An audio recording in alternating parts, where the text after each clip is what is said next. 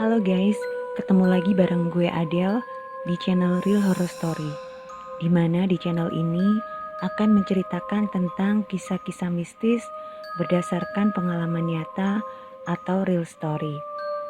Dan sebelum gue lanjut, silakan klik tombol like dan juga subscribe bagi kalian yang belum subscribe. Dan juga klik tombol lonceng supaya kalian akan mendapatkan notifikasi jika ada video-video terbaru dari Real Horror Story. Dan juga jangan lupa untuk komen serta share jika kalian suka dengan channel gue ini.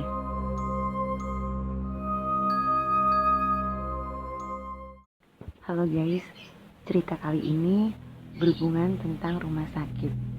Mungkin ada beberapa di antara kalian yang juga punya pengalaman mistis ya, yang berhubungan dengan rumah sakit. Nah, di episode kali ini gue bakalan ceritain kisah-kisah mistis yang berhubungan dengan rumah sakit. Cerita pertama ini dialamin oleh nyokap gue sendiri. Jadi dulu nyokap gue tuh pernah dirawat di rumah sakit ya, karena beliau itu harus opname gitu. Jadi adalah beberapa hari beliau terpaksa harus dirawat di rumah sakit. Nah, biasanya kan nyokap gue ini kan ditungguin ya sama bokap, kadang juga ditungguin sama gue atau kakak-kakak gue yang lain gitu. Kebetulan malam itu nyokap tuh sendiri gitu, karena bokap ada tugas gitu kan, jadi emang gak bisa nunggu. Nah, berhubung kondisinya nyokap udah stabil saat itu kan, jadi nyokap gak masalah gitu kalau gak ditunggu. Sebelumnya itu satu kamar isinya ada sekitar 3 orang lah guys gitu. Jadi kalau nyokap kan gak mau ya kalau sendirian gitu, takut mungkin dia gitu. Nah, tadinya dari 3 orang di situ, cuman ini yang 2 orang itu udah pulang guys gitu, jadi udah dibolehin untuk pulang. Jadi malam itu emang nyokap gue sendiri gitu. Nah, pas udah tengah malam nih ya gitu, nyokap gue ini sebenarnya udah tidur gitu, cuman beliau tuh kebangun karena beliau ngedengar ada suara roda kasur dorong tuh loh guys. Jadi ngerti kan kasur yang didorong yang buat bawa pasien toh. Nah, itu nyokap gue tuh ngedenger gitu suara rodanya gitu. Itu di lorong rumah sakit. Nah, nyokap gue mikir gitu, kok tumben malam-malam mau ada pasien gitu kan, udah tengah malam juga gitu kan. Nah, kalau didengar-dengar dari arah suaranya itu sepertinya suara kasur dorongnya itu menuju ke arah kamarnya nyokap gue gitu. Nah, nyokap gue kan akhirnya ya nggak gimana-gimana gitu. Nah, sampai kemudian terdengar suara duk gitu kan. Jadi kayak ada yang nabrak pintu gitu. Nah, nyokap gue tuh juga sempat heran gitu. Jadi kayak itu kasur dorongnya itu mau dimasukin ke kamar gitu kan, kamarnya nyokap gue yang tempat nyokap gue dirawat gitu. Cuman anehnya kok langsung didorong aja gitu loh guys. Biasanya itu kan perawatnya kan pasti ngebuka pintu dulu baru dia ngedorong lagi gitu kan. Nah, ini enggak, jadi kayak kasurnya tuh didorongin gitu loh, jadi ngebuka pintunya sambil ngedorong kasur gitu, sampai ada suara duk gitu kan. Terus beberapa kali tuh duk duk duk gitu kan. Nah, akhirnya nyokap lihat nih ke arah pintu gitu kan. Terus pas nyokap itu ngeliat ke arah pintu guys, itu kan akhirnya pintu kebuka tuh, karena kan terus didorong-dorong kan sama kasurnya itu, jadi dibuka gitu kan, didorong sama kasur, didorong sama kasur gitu. Terus pintunya itu udah kebuka kan, akhirnya kasurnya itu arah mau masuk ke kamar gitu loh guys. Cuman karena posisinya nggak pas, jadi kayak nyangkut gitu, nggak bisa belok. Nah dari situ nyokap gue tuh bisa lihat, itu kan pintu hanya kebuka emang separuh tuh, nggak yang kebuka lebar gitu. Ternyata guys, itu kasur nggak ada orangnya guys. Jadi nggak ada pasiennya di situ, dia nggak ada perawatnya pula. Jadi itu kasur tuh jalan sendiri guys gitu. Dan itu posisi kasurnya itu masih gerak-gerak, berusaha untuk masuk. Cuman dia nyangkut posisinya karena nyerong kayak gitu. Akhirnya guys, nyokap gue teriak lah gitu. Nah pas nyokap gue teriak, suster yang jaga itu nggak lama kemudian akhirnya ngedatengin kamar nyokap gue gitu. Dan itu memang bener, itu kasur bisa nyampe di situ sendiri, jalan sendiri, kan aneh kan gitu. Ya akhirnya kasur dorongnya itu terus dibalikin lagi ke lorong gitu sama perawatnya. Terus akhirnya nyokap gue juga minta untuk salah satu perawat tuh nemenin dia di situ karena dia emang sendirian kan malam itu. Nah itu guys, itu salah satu pengalaman horor ya yang pernah dialamin oleh nyokap gue waktu beliau itu dirawat di rumah sakit. Nah cerita berikutnya ini juga masih berhubungan dengan rumah sakit. Kebetulan ini yang mengalami tetangga gue gitu. Jadi waktu itu istri tetangga gue ini juga opname di rumah sakit. Nah si bapak ini kan nungguin gitu, cuman beliau ini nggak nunggu di dalam kamar gitu. Jadi biasanya yang nunggu pasien tuh pada nunggunya di terasnya kamar gitu guys. Mungkin gerah juga ya di dalam gitu kan. Kan waktu itu beliau itu istrinya tuh dirawat di ruangan biasa lah guys, jadi bukan yang ber-AC gitu guys gitu. Nah sebenarnya kan emang nggak boleh nih peraturan di rumah sakit kalau nunggu di depan pintu gitu, tapi ya namanya orang kan biasanya suka bandel ya gitu, jadi mereka suka pada gelar stiker gitu guys di depan pintu kamar gitu. Akhirnya tetangga gue ini kan juga gitu kan, waktu itu dia tuh kebangun tuh gitu, dia kebangun terus dia kepengen nyari rokok kan. Akhirnya dia keluar nih menuju ke arah luar gitu kan, di luar banyak warung-warung kan. Nah waktu si bapak ini lagi jalan gitu kan di koridor rumah sakit gitu, di lorong rumah sakit, gue itu ngeliat ada sosok perempuan ya, itu kayak lagi kebingungan gitu. Dia lagi bingungan, kayak lagi nyari sesuatu gitu. Nah terus si bapak ini kan nanya gitu kan, mungkin kan si wanita ini lagi nyariin saudaranya atau gimana gitu kan. Terus si bapak ini kan akhirnya nanyain gitu, ada yang bisa dibantu mbak gitu. Sebenarnya dia juga agak heran gitu, tumben-tumbenan ada orang gitu ya, maksudnya nyari ruangan tengah malam gitu guys ya. Cuman dia kan nggak berpikir yang gimana-gimana gitu, maksud dia baik gitu, mencoba untuk membantu kayak gitu kan. Akhirnya si bapak ini nanya, ada yang bisa dibantu mbak gitu. Terus si mbak ini nanya, dia tanya ruang jenazah itu di mana gitu, jadi kamar mayatnya di mana kayak gitu guys. Si bapak ini juga agak terkejut juga gitu sebenarnya gitu. Cuman ya dia nggak mikir macam-macam lagi gitu kan. Terus dia bilang, oh mbak ini nanti lurus aja terus belok ke kanan gitu, kata si bapak ini kan. Dia nunjukin arah menuju ke kamar jenazah gitu. Terus akhirnya si mbak ini ngucapin terima kasih dan berlalu gitu. Nah si bapak ini akhirnya kan mengiyakan gitu. Pas kebetulan si bapak ini ngangguk gitu kan, maksudnya si mbak ini kan akhirnya kan pergi gitu ya, pergi balik arah gitu ke arah dia mau cari kamar jenazah gitu. Nah, si bapak ini ngangguk.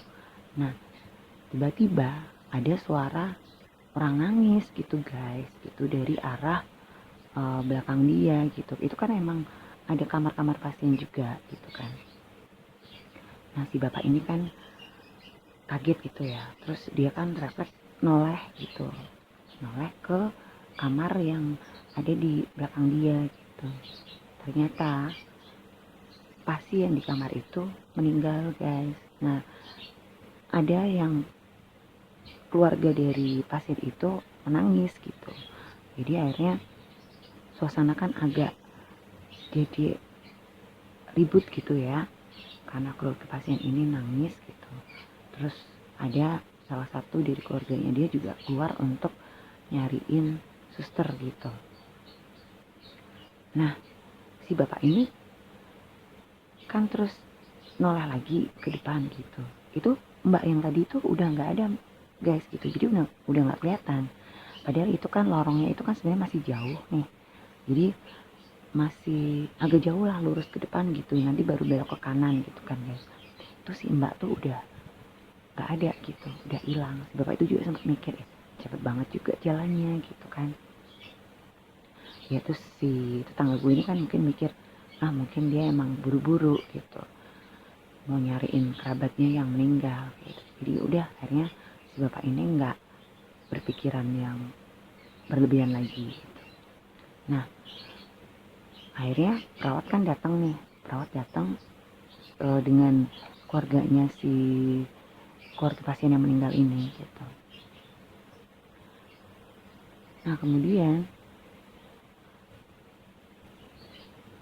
bapak ini tuh, tetangga gue tuh masih diem mematung di situ guys gitu, karena emang suasananya kan terus agak ribut gitu ya, karena keluarga dari pasien ini pada nangis gitu. Jadi sempat bikin suasana rame gitu malam itu gitu kan, yang tadinya hening jadi rame gitu. Akhirnya nggak lama kemudian pasien di kamar itu dibawa keluar guys gitu. Jadi ada perawat lagi datang, dia bawa kasur dorong kan untuk mindahin pasien. Nah, si bapak ini akhirnya ngebantu guys gitu, dia ngebantu karena emang perawatnya kan cuman ya 2 orang gitu kan. Si bapak ini akhirnya ngebantu masuk ke kamar itu untuk ngebantu mindahin jenazah pasien itu gitu ke kasur dorong itu. Mungkin kan mau dibawa ke ruang jenazah gitu ya. Nah, pas si bapak ini masuk ke kamar itu, kagetlah si bapak ini karena ternyata pasien yang meninggal tadi, yang baru saja meninggal itu, wajahnya mirip banget sama wanita yang tadi dia tanyain gitu guys. Jadi kan tadi dia lihatnya ada sosok perempuan kan lagi kebingungan gitu kan, dia memang berdiri di koridor dekat pintu kamar pasien yang meninggal itu. Nah, waktu si bapak tadi nanya kan, si mbak ini kan lagi nyari kamar jenazah kan, akhirnya kan dia dikasih tahu nih arahnya kamar jenazah. Terus akhirnya si mbak ini pergi. Nah, gak lama kemudian, belum sampai 5 menit, terdengar suara tangisan dari kamar di belakangnya si bapak itu berdiri gitu. Ternyata ada salah satu pasien di kamar itu yang meninggal.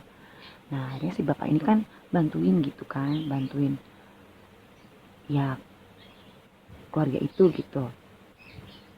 Ternyata tuh yang meninggal tuh ya yang tadi dia tanya gitu. Jadi itu sempet bapak itu terus ya akhirnya agak pucat juga ya, cuman ya udah akhirnya dia tetap bantuin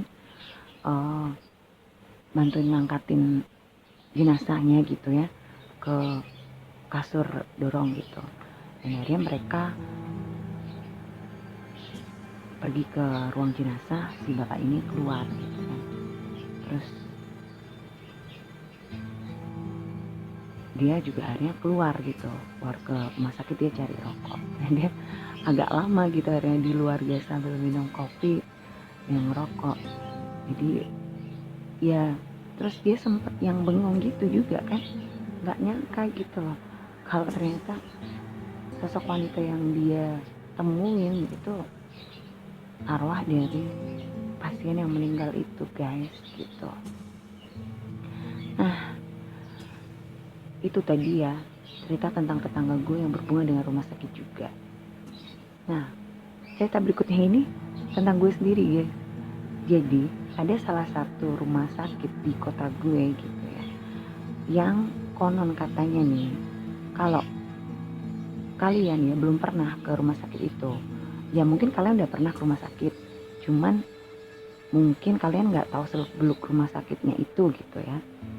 Nah, terus kalian mau nengok seseorang nih, misal lagi nyariin kamar. Kalau kalian datang sendiri gitu, nggak ada temennya, terus nyari-nyari ruangan, itu bakalan disasarin ke kamar jenazah gitu. Gue pernah dengar gitu ya beberapa cerita yang katanya seperti itu. Nah kebetulan waktu itu kakak gue tuh dirawat di rumah sakit guys gitu. Jadi kakak gue habis kecelakaan, terus dia opnam kan. Nah gue nengokin, kebetulan emang waktu itu gue sendirian gitu. Itu sore lah sekitar jam 3 gitu, jam 3 jam 4-an. Karena kebetulan gue juga sendiri dan gue nggak tahu ruangannya gitu. Gue cuman sekedar nanya ke satpam yang di depan, yang jaga di depan gitu, terus dikasih petunjuk arahnya kan. Ya udah gue ngikutin gitu, terus gue jalan gitu kan sambil nyariin kamarnya itu kan. Emang lorongnya agak panjang gitu ya ruangannya kan. Nah namanya rumah sakit kan pasti luas. Perasaan gue udah sesuai dengan petunjuk ya, petunjuk yang dikasih tahu oleh bapak satpam, juga petunjuk dari tulisan-tulisan yang ada di atas lorong kan, itu pasti ada tulisan-tulisannya. Gue tuh udah ngikutin petunjuk arahnya. Nah akhirnya gue tuh sampai di ruangan yang udah nggak ada jalan belok-belok lagi guys. Cuman pas gue lihat ternyata tulisannya ruang jenazah guys gitu. Gue langsung kaget kan, loh kok ruang jenazah sih gitu, perasaan tadi udah bener ruang jenazah. Akhirnya gue balik arah kan, terus gue cari jalan lain lagi nih. Gue ngikutin petunjuk lagi gitu kan, petunjuk tulisan-tulisan nih arah ruangan kakak gue dirawat tuh di mana gitu. Perasaan udah bener ya, gue tuh bisa-bisanya tuh gue balik lagi ke ruang jenazah tadi guys gitu. Ini 2 kali kan gue balik lagi gitu. Terus aduh udah nih gak bener gitu. Terus ya udah akhirnya kan gue bilang dalam hati aja gitu, please dong jangan mainin gue gitu. Gue lagi nyariin kamar kakak gue nih, gue mau nengok, gue gak ada niat macem-macem gitu. Terus gue sempet doa dalam hati dan akhirnya gue balik arah. Terus gue coba cari lagi dan untungnya akhirnya ketemu guys gitu. Nah itu pengalaman gue. Jadi apa yang gue denger, mitosnya itu ya, yang katanya kalau nyariin ruangan di rumah sakit itu sendirian dan kita tuh nggak ngeh gitu ya denahnya gitu, maksud kita nggak terlalu paham denah rumah sakit itu, ruangannya ini di mananya, itu bakalan disasarin ke ruang jenazah. Dan ternyata emang bener, gue ngalamin itu guys. Ya nggak tahu itu karena suatu yang kebetulan aja atau enggak, yang jelas gue sampai 2 kali nyasar ke ruang jenazah yang sama, padahal gue udah cari jalan yang lain. Dan setahu gue ya gue udah sesuai tunjuk arah kayak gitu. Nah itu tadi guys cerita-cerita di episode kali ini yang berhubungan dengan rumah sakit. Buat kalian yang suka sama cerita gue kali ini, silakan untuk like dan juga ditunggu buat komen-komen kalian. Dan mungkin kalau kalian punya pengalaman-pengalaman mistis yang berhubungan dengan real story, kalian bisa loh share ke Real Horror Story ya. Nanti cerita kalian bisa gue bacain di episode-episode berikutnya. Jadi kalian tinggal kirimkan cerita kalian ke email Real Horror Story. Dan email Real Horror Story nanti bisa kalian lihat di deskripsi. Oke guys, sampai di sini dulu ya. Jangan lupa untuk klik tombol subscribe buat kalian yang baru nemuin channel gue kali ini. dan juga nyalakan tombol loncengnya supaya kalian akan mendapatkan notifikasi jika ada video-video terbaru dari Real Horror Story. Dan jangan lupa Real Horror Story akan selalu update setiap Kamis malam pukul 19.30 waktu Indonesia Barat. Sampai di sini dulu guys, jangan lupa jaga kesehatan dan jangan lupa bahagia. Sampai jumpa.